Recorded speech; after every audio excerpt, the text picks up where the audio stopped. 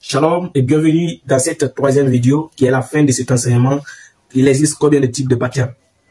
Dans la première vidéo, nous avons essayé de voir d'abord l'ordre de mission de baptême que Jésus aurait donné à ses disciples, qui est d'aller baptiser au nom du Père, du Fils et du Saint-Esprit.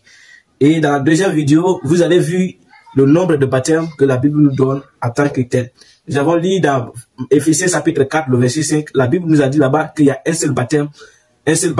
Donc, quel est ce seul baptême-là? Parce que nous voyons dans les églises assemblées de Dieu, dans les églises évangélistes, que les baptêmes qui sont faits là-bas, on les fait au nom du Père, du Fils et du Saint-Esprit. Or, c'est une équation qui a été donnée par le Seigneur Jésus-Christ à ses disciples que nous devons chercher la solution. Quand le prophète te dit 1 plus 1, toi aussi tu dis est égal 1 plus 1. C'est pas ce que le Seigneur Jésus-Christ voulait dire dans cette partie qui est dans Matthieu 28 là. Les disciples ont compris que le Père, le nom du Père, le nom du Fils, le nom du Saint-Esprit était unique. Car il y a un seul Dieu qui s'est manifesté sur trois fois. Le seul Dieu-là, quel est son nom? Dans quel nom le baptême chrétien doit être fait? Parce que nous voyons des gens qui ont été baptisés dans le nom du Père, du Fils et du Saint-Esprit. Et quel est le nom de ce Père-là? Voici ce mystère qui a échappé beaucoup de pasteurs et jusqu'à présent, ils continuent à le faire. Et dans les églises catholiques roumaines encore, nous voyons que les baptêmes qui sont faits là-bas sont des baptêmes qui ne sont pas ce que la Bible demande. Ce sont des baptêmes que les gens ont. C'est-à-dire, eux, ils prennent l'eau sur un récipient pour mettre sur le front des gens. Ça, c'est pas le baptême que le Seigneur recommande. Voici, dans cette troisième partie, je vais vous donner d'abord la première des choses dans cette vidéo, c'est le baptême doit être fait au nom de qui? Deuxièmement, vous allez voir encore le baptême doit être fait où? Où exactement que le baptême doit être fait? Alléluia. Nous commençons la première partie de cette troisième vidéo. Ici, nous allons voir dans le nom de qui que nous devons baptiser, que nous devons être baptisés. Si toi, tu te dis que tu es baptisé et que tu n'as pas été baptisé dans ce nom-là, alors que la Bible elle-même dit que c'est dans ce nom-là que tu dois être baptisé, alors considère-toi que tu n'es pas encore baptisé. Voici, nous allons lire dans Actes chapitre 2, le verset 37. Ce discours toucha profondément à ceux qui l'avaient attendu. Et ils demandèrent à Pierre et aux autres apôtres, « Frères, que devons-nous faire ?»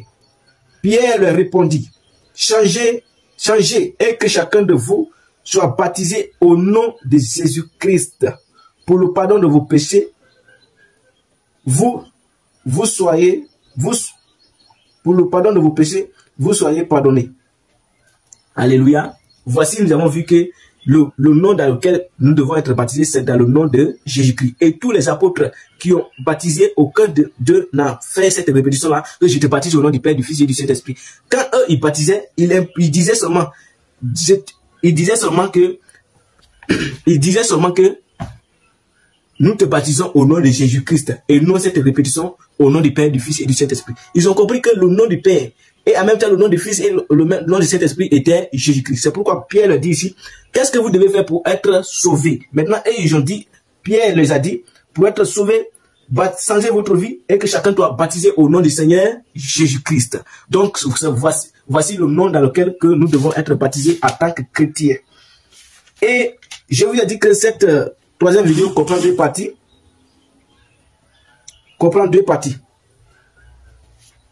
Nous allons voir maintenant la deuxième partie. Au nom de qui? C'est-à-dire comment ce baptême doit être fait. Comment ce baptême doit être fait.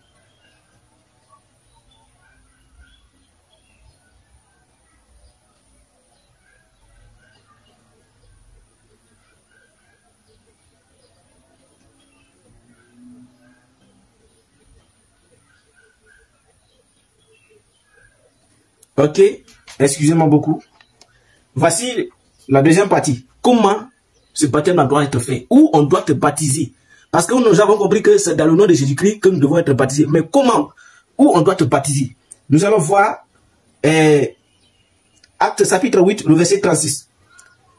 En continuant leur route, ils arrivèrent au point d'eau, près d'un point d'eau. Alors le dignitaire s'écria, « Voici de l'eau. » Alors, voici de l'eau. Qu'est-ce qui m'empêche que je sois baptisé? Donc, du coup, Du coup, c'est dans l'eau que vous devez être baptisé et non l'eau sur vous. C'est dans l'eau que vous devez être baptisé. Il dit, voici de l'eau. Qu'est-ce qui m'empêche d'être, qu'est-ce qui empêche que je sois baptisé? Alors l'homme de Dieu, Philippe lui dit, si tu crois de tout ton cœur, tu peux être baptisé. Oui, répondit le dignitaire, je crois que Jésus-Christ est le Fils de Dieu. Alors, aussitôt, il donna l'ordre d'arrêter le char. Philippe et le dignitaire descendirent tous deux dans l'eau. Ils descendaient tous deux dans l'eau. Et Philippe le baptisa et Christ le baptisa. Alléluia. Voici qui est clair, c'est dans l'eau que Philippe et le dignitaire ont descendu pour que le dignitaire soit baptisé. Alléluia. Voici la fin de cet enseignement. J'espère que si tu écoutes ces trois parties de cet enseignement, tu seras bel et bien éclairé. C'est pourquoi je t'invite à aller télécharger, regarder la première et la deuxième vidéo si tu n'as pas écouté cette première et deuxième vidéo. Donc, c'est ici prend la fin de cet enseignement. Que Dieu vous bénisse. Moi qui suis devant vous, je suis le frère Aimé Gideon Lama. Moi, je vous partage seulement que la Bible, ce que la Bible dit. Donc, soyez bénis dans le nom de Jésus-Christ. Shalom et à la prochaine fois. N'oubliez pas de vous abonner pour ne pas rater nos prochaines vidéos.